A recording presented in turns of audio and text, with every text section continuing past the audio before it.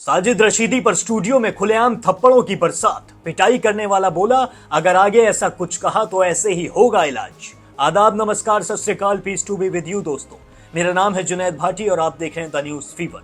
आजकल एक आदमी बड़ी ज्यादा चर्चाओं में है। इस आदमी का नाम है साजिद रशीदी, सो कॉल्ड मौलाना। अपने नाम के आगे ये मौलाना लगाते हैं और इन्हें कई न्यूज चैनल की डिबेट्स में आपने जरूर देखा होगा। ये नेताओं से, प्रवक्ताओं से गाली खाते हुए नजर आते हैं, लेकिन फिर भी अगले दिन डिबेट में पहुंच जाते हैं और हमेशा आपत्तिजनक भाषण देने में आगे रहते हैं। इस बार भी साजिद रशीदी ने वही किया है जिसकी इनसे उम्मीद की जा रही थी, लेकिन जो इनके साथ इस बार हुआ है, शायद इन्होंने उसकी उम्मीद नहीं की होगी। इनके खुलेआम स्टूडियो में पिटाई हो गई है, थप्पड़ों की बरसात हो गई है और मौलाना कुछ नहीं कर पाए।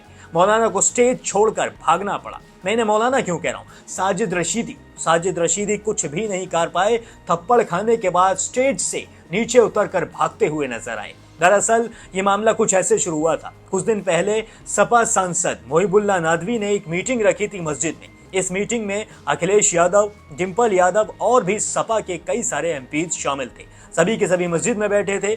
जब इस मीटिंग की फोटोज बाहर गईं, वायरल हुई, तो मौलानाओं ने इस पर आपत्ति जतानी शुरू कर दी। इसमें ये भी मौलाना थे। जी हाँ, साजिद रशीदी का सबसे पहले तो कहना था कि अखिलेश यादव मस्जिद में क्यों बैठे थे, और जब इससे भी बात ना बनी तो ये आ गए डिंपल यादव पर। जी, इनका कहना था कि डिंपल यादव ऐसे कपड़ों में मस्जिद के अंदर क्यों बैठी थी, और इन्होंने ऐसे शब्द इस्तेमाल कर दिए जिनकी शायद उम्मीद एक अच्छे इंसान से नहीं की जा सकती है। मौलाना का कहना था कि डिंपल यादव मस्जिद में क्यों बैठी थी। जी हाँ, इन्होंने नंगा शब्द का इस्तेमाल कर दिया, जिसके बाद पूरे देश में आक्रोश फैल गया। सभी का यह कहना था कि मौलाना किसी महिला के बारे में आखिर ऐसे कैसे कह सकता है। साजिद रशीदी फिर भी बाज नहीं आए। साजिद रशीदी माफी मांगने से तो रहे, बल्कि ये सफाई देने लगे। इनका कहना था कि मैंने कुछ गलत नहीं कहा है, मैंने बिल्कुल सही कहा है। साजिद रशीदी ने कहा कि इन्हीं के बराबर में, यानी कि डिंपल यादव के बराबर में इकरा हसन भी बैठी थी। इकरा हसन के पहनावे से डिंपल यादव को यह अंदाजा लगा लेना चाहिए था कि जैसे इकरा हसन मस्जिद में बैठी हैं,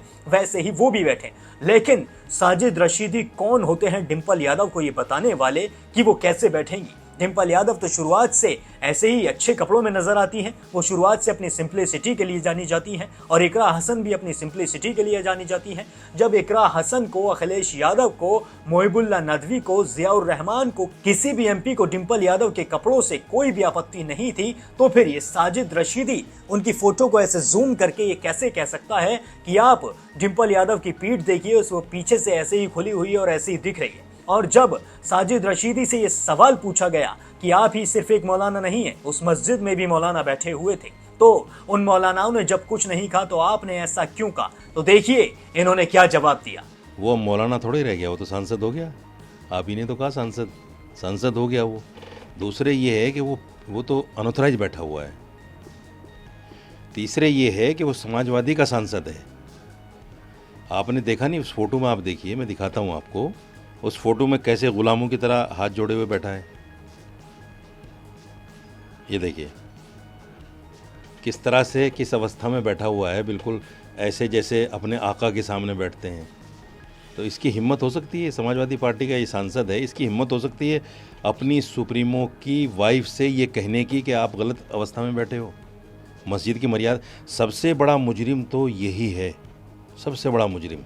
अरे साजिद रशीदी साहब, आप भी तो चापलूस से कम नहीं हैं, आप भी तो गुलाम से कम नहीं हैं। आपने मोहिबुल्लाह नदवी को खुलेआम गुलाम बता दिया है। आपका कहना है कि वो सुप्रीमो के, यानी कि अखिलेश यादव के सामने बोलने की हिम्मत नहीं रखते हैं। आप भी तो न्यूज डिबेट में बोलने की हिम्मत नहीं रखते हैं। आप में भी तो आज जब थप्पड़ पड़ रहे थे तो आप भी तो हाथ बांध के खड़े हुए थे। आपकी भी तो कहने की कुछ बस की नहीं हुई। आप भी तो स्टेज से भागते हुए नजर आए हैं। अब आप क्या जवाब देंगे। आपका कहना है कि मोहिबुल्लाह नदवी के घर में टीवी लगे हुए हैं, बड़े बड़े रूम्स हैं, बड़ी बड़े बेड्स हैं, तो आप क्या झोपड़पट्टी में रहते हैं। आपका घर क्या एक सड़क के किनारे पर बना हुआ है, झोपड़ी में। आपका भी तो बड़ा मकान है। आप भी तो बड़े बड़े न्यूज चैनल की डिबेट्स में नजर आते हैं। आप भी तो अच्छे कपड़े पहनते हैं। आप भी तो बताएं, आप क्या करते हैं। आपका कहना है कि मोहिबुल्लाह नदवी अखिलेश यादव के गुलाम हैं, तो आप तो फिर बड़े बड़े नेताओं के, यानी कि सरकार के गुलाम हैं। आप तो एक तरफा बोलते हुए नजर आते हैं। अरे किसी के बारे में कहने से सबसे पहले अपने गिरेबान में झांक कर देखिए, वरना आपके साथ ऐसा ही होगा। आज स्टूडियो में जब आप पर खुलेआम थप्पड़ पड़ रहे थे तब आप कुछ क्यों नहीं बोल पाए, तब आप हाथ बांध कर क्यों खड़े रहे? और इसके बाद भी आपका कहना है कि इन्होंने कानून को अपने हाथ में लिया, लेकिन आपके ऊपर कानूनी कार्रवाई भी तो हो सकती थी। आपने किसी महिला पर अभद्र भाषण का इस्तेमाल किया। आपने सिर्फ एक महिला नहीं, आपने एक सांसद के लिए अभद्र भाषा का इस्तेमाल किया है। और जिस तरीके से आप बार बार मुहिबुल्लाह नदवी के नाम से पहले समाजवादी पार्टी का नाम ले रहे हैं, आपका ये सोचना है कि मुहिबुल्लाह नदवी जियाउर रहमान जैसे मौलाना इतना आगे कैसे निकल गए, वो सांसद कैसे बन गए, और आप सिर्फ एक डिबेट में बैठने वाले मौलाना कैसे रह गए? क्योंकि आपकी जो बातें हैं उनसे साफ प्रतीत होता है कि आपके अंदर कहीं ना कहीं जलन की भावना है। और इसी को लेकर आपने डिंपल यादव पर यह बयान दिया है। डिंपल यादव तो शुरू से अपने साधारण तरीके को लेकर जानी जाती हैं, और डिंपल यादव को क्या पता कि मस्जिद में किस तरीके से बैठा जाता है। वो जिस तरीके से मस्जिद में बैठी थी वो बिल्कुल सही बैठी थी। इकरा हसन को अगर मस्जिद में बैठने का तरीका पता है तो डिंपल यादव को भी बैठने का तरीका है। आप कोई नहीं होते हैं ये बताने वाले कि डिंपल यादव मस्जिद में किस तरीके से बैठी थी। अगर उन्हें बताया जाता तो वहीं के लोग उन्हें बताते, लेकिन डिंपल यादव के बैठने का तरीका कुछ गलत नहीं था। जिस तरीके से वो संसद में बैठती हैं, जिस तरीके से वो अपने घर में बैठती हैं, जिस तरीके से वो बाहर रहती हैं, उसी तरीके से उस वक्त वो वहां बैठी थी। और उस वक्त डिंपल यादव ध्यान से अखिलेश यादव की और मुहिबुल्लाह नदवी की बातें सुन रही थी। उन्हें तो ये मालूम भी नहीं था कि बाद में आप जैसे मौलाना आकर उनके वस्त्र पर उनके लिए एक अभद्र टिप्पणी का इस्तेमाल करेंगे। और यही नहीं, साजिद रशीदी से जब पूछा गया कि आप इतने अभद्र शब्द का इस्तेमाल डिंपल यादव के लिए कैसे कर सकते हैं, तो इन्होंने बड़ी बेशर्मी के साथ कहा कि ये जो शब्द है ये बहुत ज्यादा नॉर्मल है। यानी कि इन्होंने नंगे शब्द को नॉर्मलाइज कर दिया। जी हाँ, इनका कहना है कि नंगा शब्द तो नॉर्मल भाषा में बोला जाता है। इन्होंने कहा कि कोई लड़की जब शॉर्ट पहनकर जा रही होती है, यानी कि छोटे कपड़ों में जब कोई लड़की निकल कर जाती है, तो लोग कहते हैं देखिए ये नंगी जा रही है। ये मैं नहीं, ये शब्द हैं साजिद रशीदी के। सुनिए। नंगा शब्द कोई इतना आपत्तिजनक नहीं है, क्योंकि समाज में भी ये लफ्ज़ बोल दिया जाता है। अब जो लड़कियां शॉर्ट पहन के चलती हैं, हर कोई उनको देख के बोल देता है नंगी जा रही हैं। हालांकि वो बिल्कुल नंगी नहीं होती, लेकिन बोल दिया जाता है कि नंगी जा रही हैं। तो इसका मतलब वो नंगी थोड़ी होती हैं। अगर मैंने नंगा शब्द बोल दिया, मेरा मकसद ये है कि धर्म के हिसाब से जहाँ वो बैठी हुई थी वहाँ सर पे पल्लू होना चाहिए था, उनका पूरा कवर होना चाहिए था जिसमें।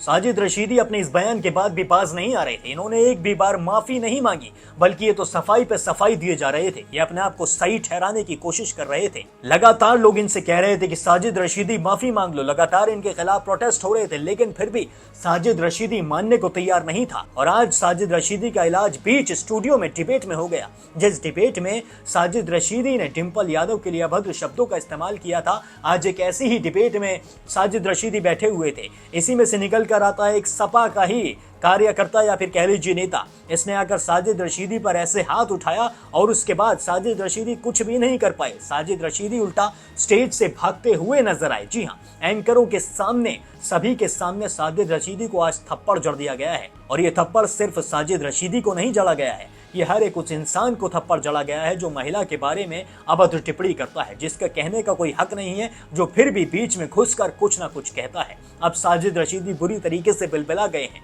साजिद रशीदी का कहना है कि इन्होंने कानून अपने हाथों में लिया।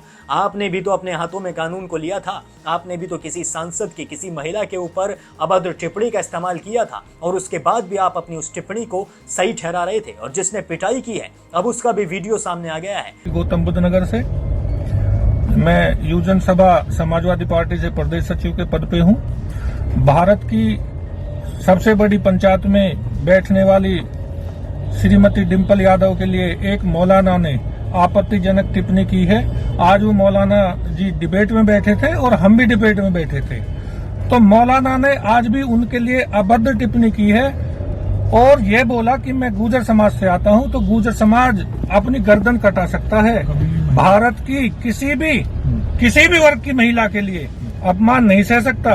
तो आज मौलाना का इलाज कर दिया गया है। धन्यवाद। आगे से भी अगर किसी ने भी इस तरीका की किसी भी वर्ग की भारत की महिला पे टिप्पणी की तो उसका इलाज इसी तरीका से किया जाएगा। नमस्कार।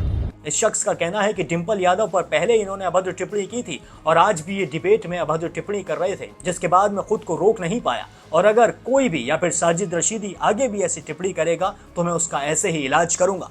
और अब साजिद रशीदी को इतनी ही नसीहत है कि अगर आगे से वो कुछ भी बोलें तो उसे बोलने से पहले तोलें जरूर। वो अपने शब्दों को एक बार जरूर सोच लें कि वो क्या कह रहे हैं। वो किसी के ऊपर अभद्र टिप्पणी का इस्तेमाल कर रहे हैं या फिर कुछ गलत कह रहे हैं, क्योंकि साजिद रशीदी के साथ आज जो हुआ है वो दोबारा भी हो सकता है। अगर वो अपने शब्दों को तोलेंगे और सही से बोलेंगे तो शायद उनके साथ दोबारा ऐसा कुछ ना हो। अब आप मुझे कमेंट करके बताएं कि ये जो साजिद रशीदी के साथ हुआ है ये सही हुआ है या फिर गलत हुआ है, और जो साजिद रशीदी ने टिप्पणियां की हैं, जो उनके बयान हैं, वो सही हैं या फिर गलत हैं। कमेंट सेक्शन में जरूर बताएं। बाकी देश और दुनिया की सभी बड़ी खबरों के लिए अभी सब्सक्राइब कर लें द न्यूज़ फीवर।